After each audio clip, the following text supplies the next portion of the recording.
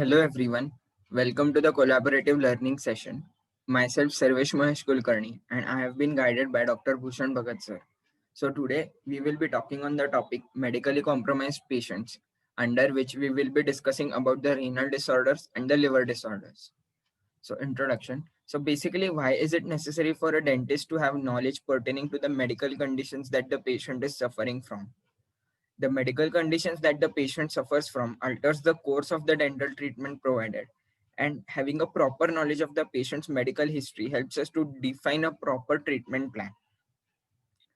So let's start with a question. How will you manage a patient with a history of kidney transplant 2 years back, coming for extraction with multiple carious teeth? So basically, let's talk about when is transplantation recommended. So transplantation is recommended for patients with end-stage renal disease who are medically suitable, since a successful transplant offers enhanced quality and duration of life and is more effective than a chronic dialysis. All kidney transplants require lifelong immunosuppression to prevent a T-cell alloimmune rejection response. This is an important point. Immunosuppressive regimens vary but often include a calcineurin inhibitor (CNI), an adjuvant agent with or without corticosteroids. Systemic complications of transplantation include risk of atheroma, ischemic heart disease, cyclosporin-induced nephropathy, and infection or malignancy. Immunosuppressive therapy can lead to liability of infections and to a bleeding tendency. Elective dental care should be avoided for 3 months after transplant. Bleeding tendency due to anticoagulation, adrenal crisis in relation to steroid therapy, impaired drug metabolism applies at least for 2 year span. The dentist should be watchful for the following things. Viral hepatitis B and C may be present especially in older patients due to blood transfusion. Hematological abnormalities like anemia and platelet hemostatic dysfunction are seen. HSV, CMV, or EBV are commonly encountered as the patient is on immunosuppressive therapy. Herpes zoster, hairy leukoplakia may also be seen. Dental treatment after transplant. Transplant patients are on antihypertensive drugs like digoxin and diuretics, which may complicate extraction. Postoperative complications include hyperkalemia as a result of tissue damage. Hyperkalemia predisposes to dysrhythmias and may even cause cardiac arrest. Second one is acidemia. Next, blood transfusion. After extraction, the following drugs must be avoided in a patient with kidney transplant. Firstly, aspirin and other NSAIDs because they aggravate gastrointestinal irritation and bleeding associated with chronic renal failure. Antacids containing magnesium sulfate should not be given as there may be magnesium retention. Also, antacids containing aluminum or calcium bases may impair absorption of penicillin V or sulfonamides, so they should also be not given. Renal disorders. Impairment in renal function can cause disturbances in following things. Firstly, acid-base balance, serum calcium and phosphorus levels, electrolyte imbalance and fluid retention, and drug metabolism. In nephrotic patients, extraction of a chronically infected tooth may lead to acute nephritis.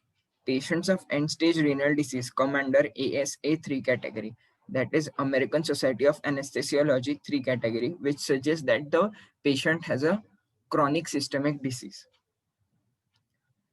The preoperative preparations are medications like anticoagulants are reviewed, acid base and electrolyte imbalance should be corrected before surgery. Prophylactic antibiotics should be given to patients using renal shunt to prevent any infection. Dental treatment is usually done on the day following dialysis. First, alter the dosage when using drugs eliminated via the kidney. Avoid using nephrotoxic drugs and monitor blood pressure and heart rate. These three are the important preoperative things to be done. Now, management of the problems of patients in chronic renal failure. So the first problem, bleeding tendency. Careful hemostasis must be ensured. In case of uncontrolled prolonged bleeding, give desmopressin. It may provide hemostasis for 4 hours. If this fails, give cryoprecipitate that has a peak effect at 4 to 12 hours and lasts up to 36 hours. Even conjugated estrogen aids in hemostasis. However, its effects takes place in 2 to 5 days to develop but persist for a month. Second complication, infections. In chronic renal failure patients, infections are poorly controlled and may spread through septicemia, also accelerate tissue catabolism, causing tissue deterioration. Infections are difficult to identify as they are masked due to inflammation. Hemodialysis predisposes to blood-borne infections such as hepatitis. Odontogenic infections should be treated vigorously. Drugs used are erythromycin and cloxacillin in regular doses, penicillin, metronidazole, and cephaloridin in low doses. Benzylpenicillin is contraindicated as it has significant potassium content, which makes it nephrotoxic. Also, tetracyclines are contraindicated as they can worsen nitrogen retention and cause acidosis. So the two important drugs, that is benzylpenicillin and tetracyclines, are contraindicated. Next, antimicrobial prophylaxis should be done before extractions for the following class of patients. A patient with polycystic kidney, a patient on peritoneal dialysis as bacteremia may result in peritonitis, a patient on hemodialysis, a patient with prosthetic bridge graft. They can also be managed by giving 400 mg teicoplanin IV during dialysis, which provides cover at least for a day. Uremia-related chemical trauma patients also.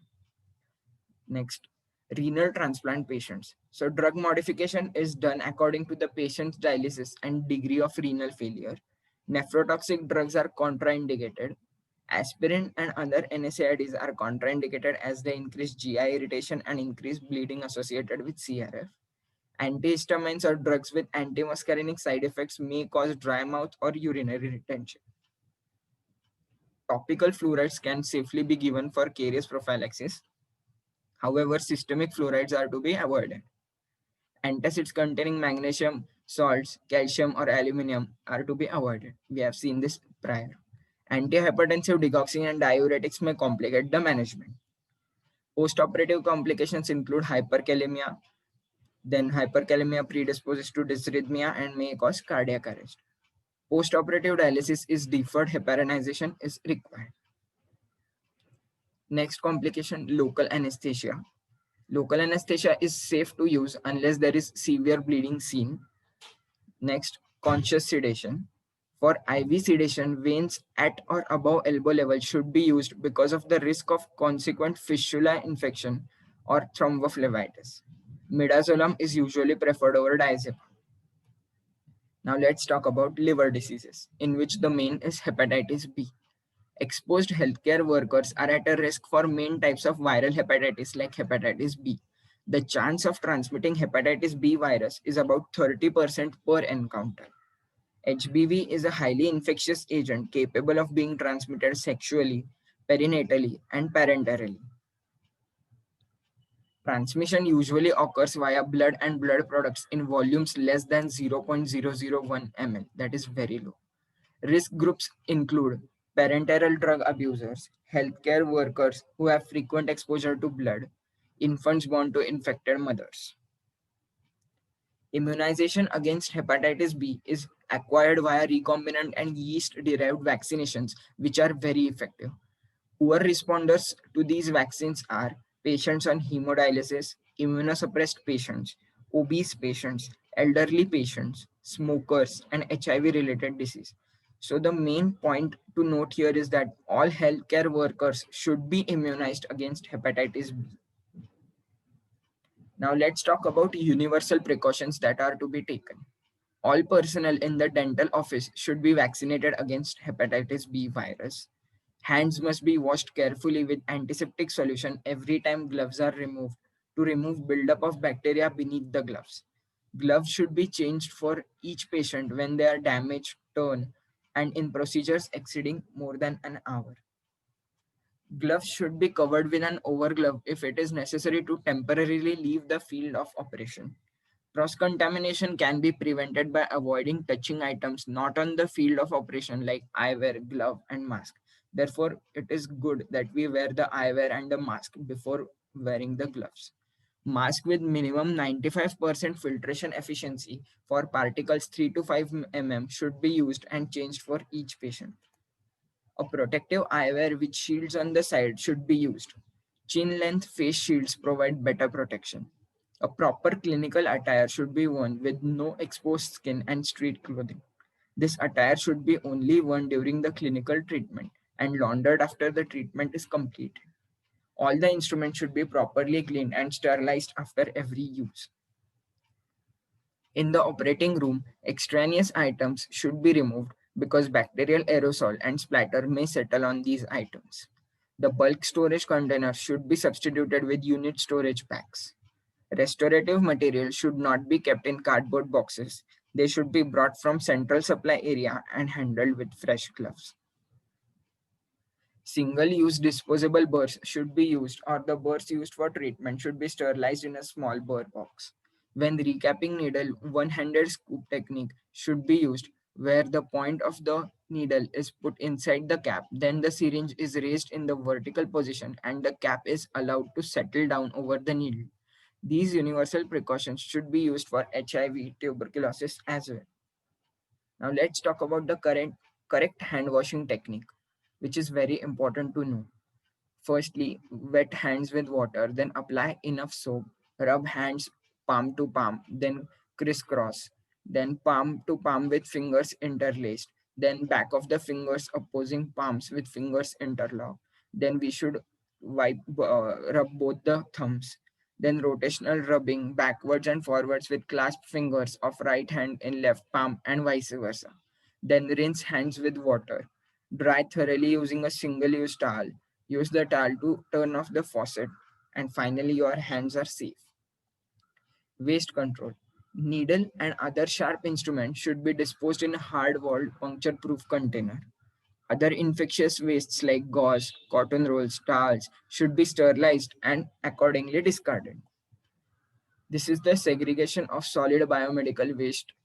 So basically the waste is of two types, non-infected and infected. The non-infected straight goes into the black plastic container, which consists of cytotoxic drug and chemical waste. The infected is segregated into red, yellow, blue containers. The red consists of infected dressings, POP casts, etc. Yellow consists of anatomical waste, that is placenta, body parts, pathological waste. The blue container consists of infected plastics such as syringes, gloves, and plastic waste. The sharp needles and cut glasses go into the white puncture-proof plastic container. References: Textbook of Oral and Maxillofacial Surgery, SM Balaji, and Scully's Medical Problems in Dentistry. Thank you.